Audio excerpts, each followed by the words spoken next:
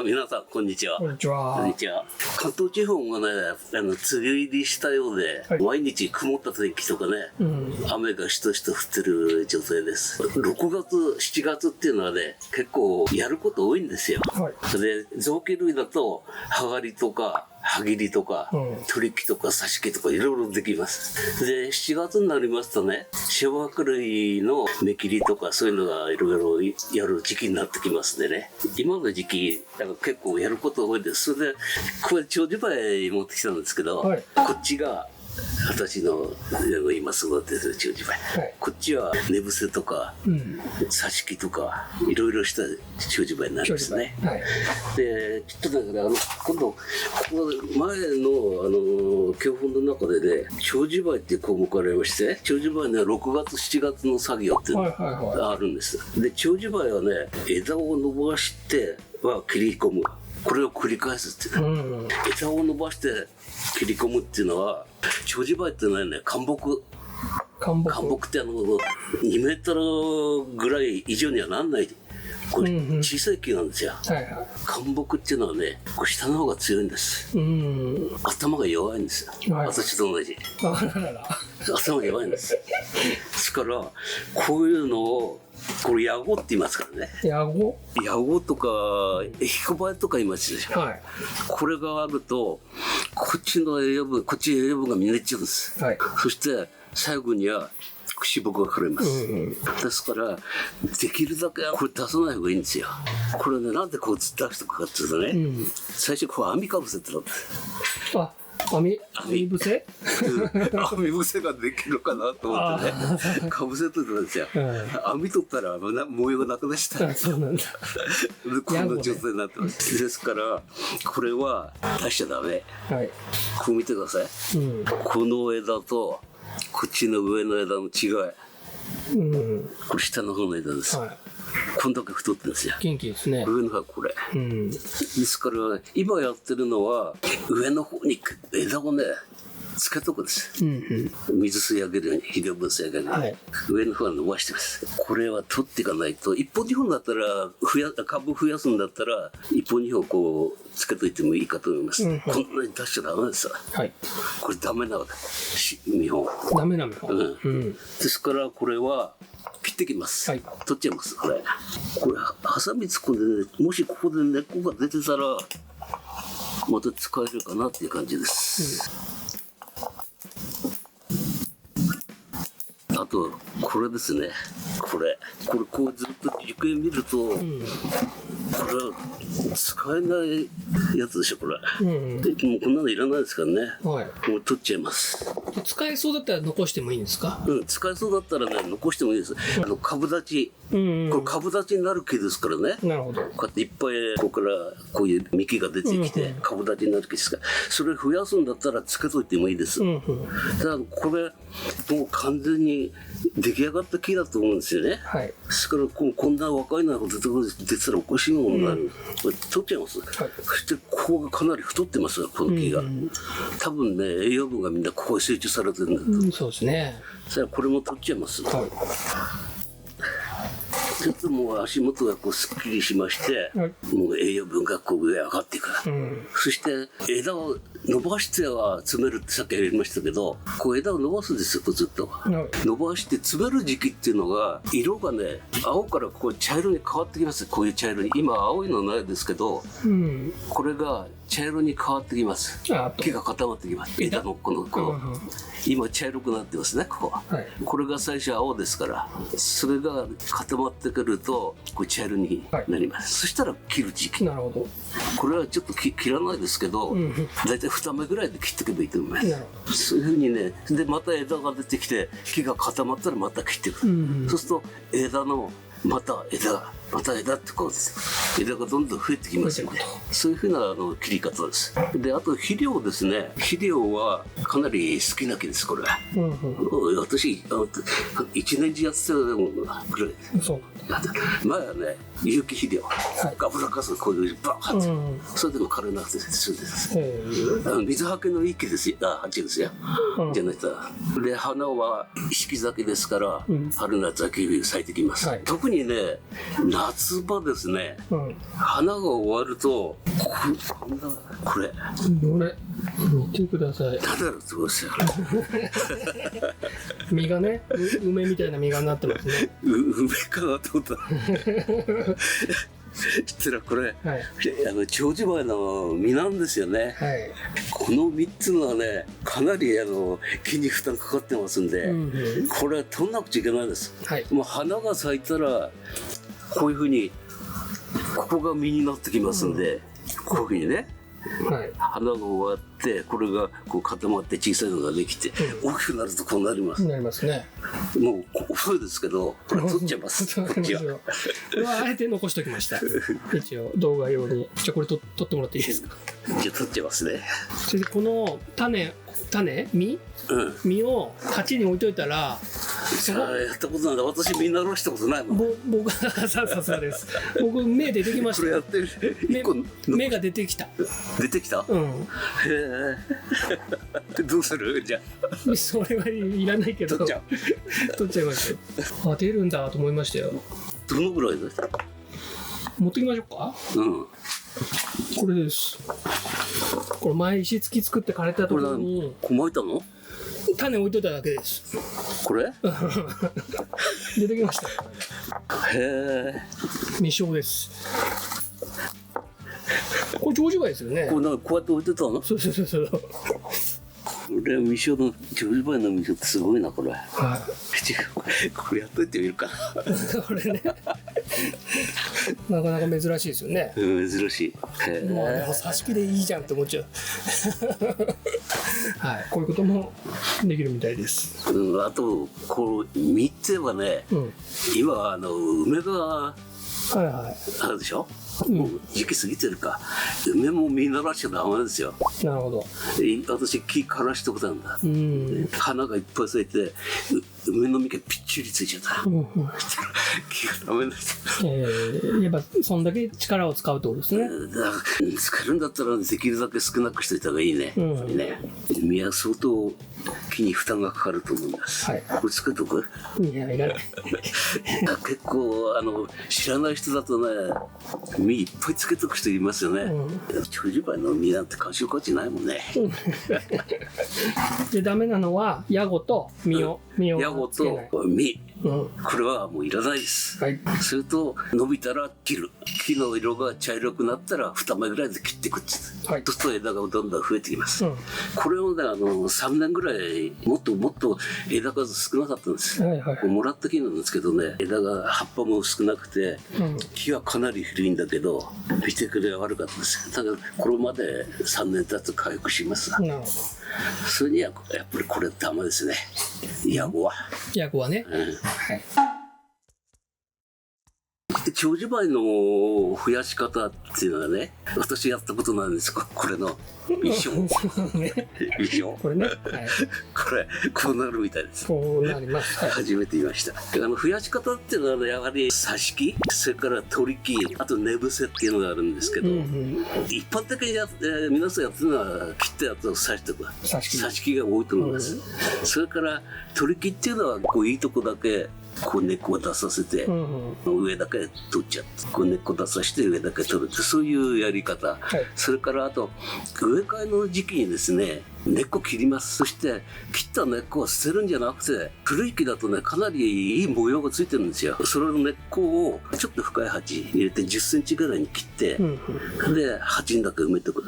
頭前にやったことありますね。頭1センチぐらいに出しといて土から、で上にちょっと水を乗っけて、そうするとこういうこれも寝伏せですよね。こういうのができています。これがやっぱり一番曲があっていいですね。一番ね、自然な模様がついたいい木ができますよ。挿し木っていうのがもうこういう直線のとこを切って、でこういう根っこを出さして、それから針金をかけて作っていく木です。こっちはねこの鉢の中でぐるぐる回ったりあっち行ったりこっち行ったりしてね、カクカクっていう模様がついたりして、かなりねいい模様がついてるんです。鉢の中でこんな模様ができています。これは値上がりになってますけど、これと同じような形、将来何十年もするとこうなっていく。こういうになるかとです。かっこいいですね、これ。これはここまで根っこです。ここから上がこと幹の部分です。これをこういうふうに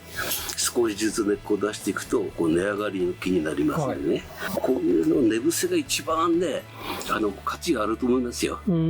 人工的な針金の模様じゃなくて、自然についた模様が出てきます。ちょっとねここをばらしてみようかなと思いますから、だからこう根上がりに作るのはこういう感じでいいんですか？こういう感じです。あ、これをばらすか。そうしますか。これはね取れちゃったんですよ。これ取れちゃった、これは根伏せしたやつですね。根上がりに作ってます。根上がりに作ってました。今どうなってる？これ何年経ってるのかな？これ2年ぐらいかな。2年ぐらいか、2年ぐらい経った木がこの網を外すとどうなるか、ちょっとこれ外してみます。お願いします。根が引っかかってる。でもすごい自立してるのかと思ったら針金か。出てるのこれ、ここ出てますか。これ多分3本ぐらい入ってるんですよね。新しい根っこが出てる。ずっと下まで続いてる。これ全部取んないでここだけ残しておきますね。ちょっと上の方だけ水を受け取っちゃいます。ちょっと針金を取ってみるかこれ。まあ自立しないだろうな。取れないな。取れない。やめとく。やめとく。ここで曲付け。ちょっとこう模様つけときますね。これ少しずつもっと出していけばね。そうですね。ここまで根っこだから、ここと同じようになる。そうですね。一応これを目指して作ってますね。こう模様つけてこれをギューって畳んだらこれですかね。これ畳んだやつ？いやこれは元からこれで買ってるんですけど、そういうことかな。次これやってみようか。次これ。これをちょっと針金かけるよかこれ。こういう棚の隅っこにいるやつが結構いいのができてる場合あるんですよね。そうですね。忘れた頃にね。そう、あんまり手入れてないでね。いじりすぎちゃうから手入れて。これすごいこれ。結構出てますか。ちゃんと出てるこれ。結構ありますね。これすごいな。ちょっと少し出しましょう。で今ねこれ根っこがこう広がっちゃってるんですよ。これできるだけこうくっつけてていいです。根をもうちょっとまとめておく。で針金でちょっとこれ直しておきます。であんまりねこう絡んでない方が綺麗に見えますよ。でするとこうぐるぐるって中入って出て入ってしてじゃなくて、こうスーってこう流れがあって流れがある方が。ここまで出せるこれ。植え替えます？鉢も割れてるし。植え替えますか？これ植え替えてみるかこれ。猫鉢。僕の書いたやつどうですかこれ。これどうですか先生。これ？これでいいか。少しね根っこ整理してここ植え替えますからね。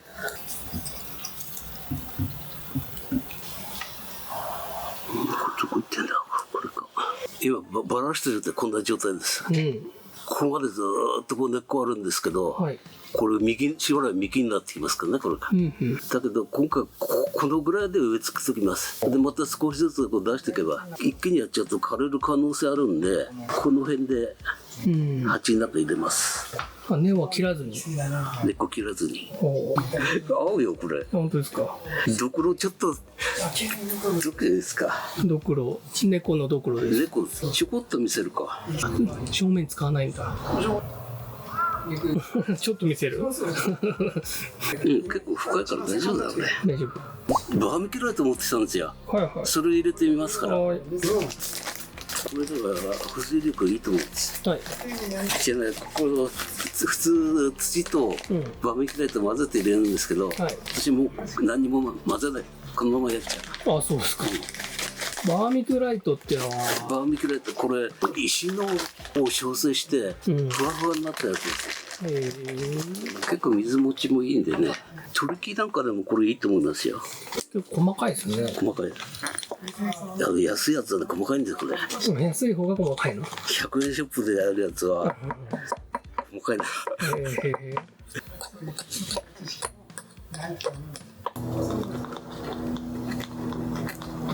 最初にこのままジョロで水やっちゃうとさーって流れちゃうから、そうなんですか。ちょっと固まってからそれでつけるんですよ。水か。そういう努力をする方では少ない。そうじゃないとこれファーって浮いてきちゃう軽いから、これで水入ってるんですね。そしたらもう一回上に。安いんですか、バーミキュライト。安い。100円ショップ行くとこう一袋売ってるよ。挿し木もつきます？挿し木も私これでやってるの。じゃあ楽。挿し木はね、これとこれ。なるほどね。こう網しかなくちゃならないで、網をね、これ2つ使うんですよ。これこれ入れちゃう。それ敷いて。面白い。これこうやってさ、こうずっと一個ずつ入れるでしょ。そしてこう重ねちゃう。下にね。そう。穴が結構大きいんですよこれ。入れたらみんななくなっちゃうんで、2つ重ねるの。でこういうバーミキュライト。なるほど。これ八つ上がり。そう。でこれずーっと巻くでしょ。これ巻いてつって板でこうやってやるんです。ちょっと押してける。なるほど。これ結構活着率いいんですよ。赤玉使ったらね、結構すぐなくなっちゃいますもんね。だから挿し木はね、こういう鉢にいっぱいこう刺すとこでしょ。普通またバラさなくちゃいけないから。これはもう一本ずつこう刺してくれる。2本でもいいし。バラさないですべてさ。なるほど。ずっと置いとけるから。便利だ。でハサミで切ればさ、1個ずつなんだ。こうちっちゃいので。これが70何個になってるんですから、70本は刺せるから。大きさもね、こういうのあるけど、これはほとんど使わないね。そうですね。挿し木だとこっちの方がいいか。ちょっとね、これいいと思うんですよ、これ。頭の方は針金かけないで、いつでも直せるからね、こっちね。いいですね。これは愛嬌でちょっと。愛嬌ね。はい。これだから寝伏せして、で翌年に多分絡めたんですよ。だから葉鞘多分同じやつが3つついてるんですけど、別の葉鞘にしない方がいいですよね。くっつけるならね。でそこはちょっと注意が必要かもです。同じ葉鞘で。結構青いじゃない、ハッチのね。そうですね。黒はあんまりどぎつくないや。猫です。猫。猫？猫。どうやって見るんだよこれ。猫が合体していっぱいくっついてるんですよ、ちっちゃい猫。ああ、そっか。ちょっとね、方向性つけました。はい。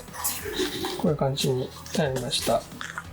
で、これが寝伏せして絡めて2年、3年目かな。3年か。で、これもね、多分寝伏せして、猫？これも全部寝伏せだと思います。もう一回やってみるか。これはぐるぐる巻いて、こういう感じの作ろうと思って、こういうの作ろうと思って、ぐるぐる巻いて。これはあんまり好きじゃないな。これ悪い見本だ。これ悪い見本どうぞ。これは手抜いてんだ。手抜いてました。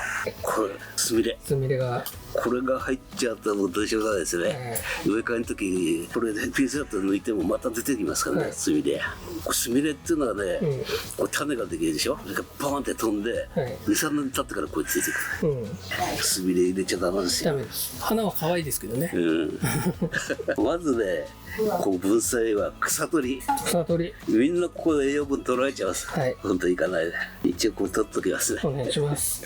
中ぐるぐる回ってますからね。こう種が飛んだ後だこれ。あら、じゃあまた増えちゃうね。寄せてますね。ちょっと抜いてみようか。この白いの。これ草の根っこですから。これ。これずーっと待ってますから。今ね、長寿梅植え替えみたいなことやってますけど、長寿梅の植え替えは夏終わってからってね、よく言われてますけど、私はもう春やっちゃうんですよ。なぜ夏終わってからっていうと、これ病気が出るんですよね。骨頭がん腫病っていう病気が。ですからその病原菌が動きが収まる頃に向けて植え替えやった方が病気の発生率は少ないって、だけどこういう寝伏せとかやるんだったら、秋にやったら冬が来ますからね、芽が出ない方が多いと思います。確かに私もだから春やっちゃうの。若い木だったらその方がいいかもしれないですね。そう、春のがいっぱい増やせるもん。コントガシブってのは、あとこうバラ科の植物で出るんですよ。はいはい。磯山椒。磯山椒もそう。あとバラ。バラ。それ私実際見たのはこの2種類見たことある。それでもうその時はもう処分するしかないですよ。でなんかね、でも切って入っちゃったらね。切ってなんかうまいことやる人もいるじゃないですか。救おうとする人も。これ白いの何ですかね。なんだこれ。カビかな。粉が舞ってる。なんだこれ。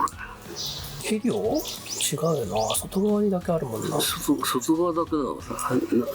虫？見たことないな。これ卵じゃないもんね。網から出ちゃってんだよこれ。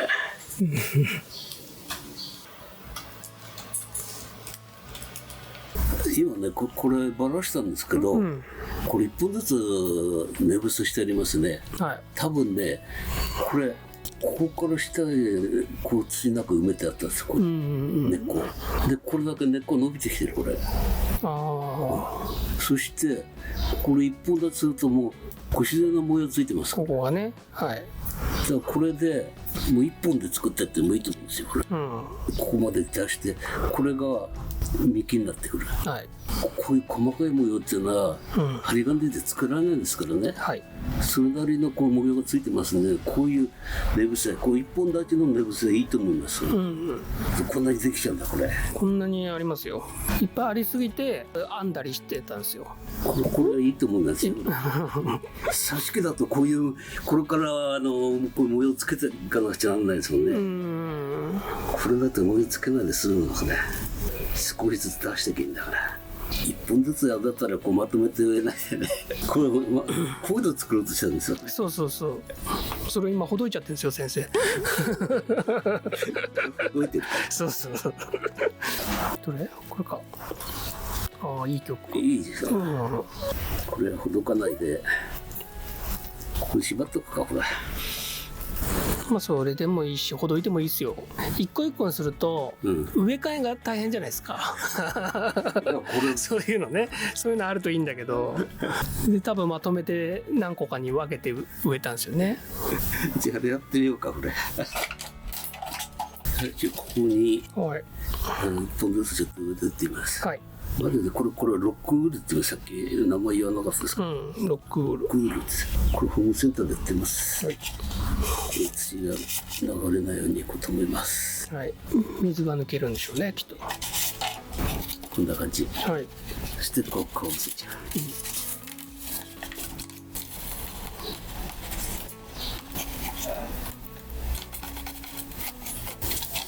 これね深いからね結構安定するんですよこれ。こんな作れればいいなこれ。そうですね。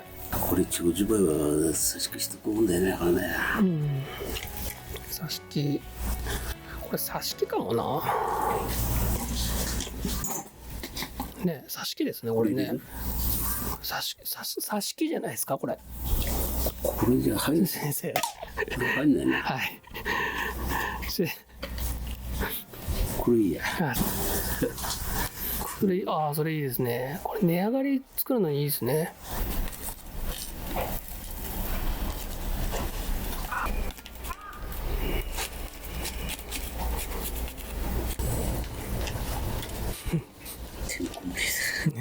もう無理。散らかりますねでもこれね。弱点は。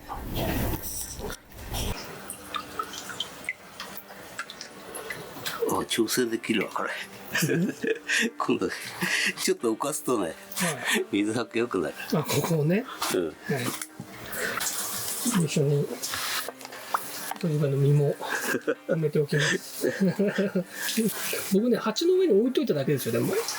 鉢の置いと上乗っけておくか。土の上に置いといただけ。出しとくかんじゃこれ。わかんないどっちがいいのか。両方やってみたらいいんじゃないですか。両方やってみるか。2つ植えた。もう1個ありますよ。入んねえだよ。入んねえか。2個入れちゃうか。こう横にしといたらここ出てくるかな。どこ？こうに。ああ出るかも。やっといて。これは縦にして。覚えてないだろうな。芽が出てくる頃。これ1本立ちにさせました。1本ずつ1つずつ寝伏せしたやつ、それをもう1個ずつ1本立ちにして、将来はこれ1本の模様着、そういう風になってきますから、ここにねさっき種あったんで、これ巻いときました。埋めたのと横にしたのと縦にやったどうなるか。これ出てくるんじゃないかな。これ出てるもんね。そうですね。俺は出てきましたね。でね、これ便利ですよ。ペットボトルそこの部分切ってこういうふうに細くできるから。ああ、なるほどね。これ1個ぐらい作っといた方がいいと思います。小さいやつやんだったらこれこういうふうにねついてられる。確かに。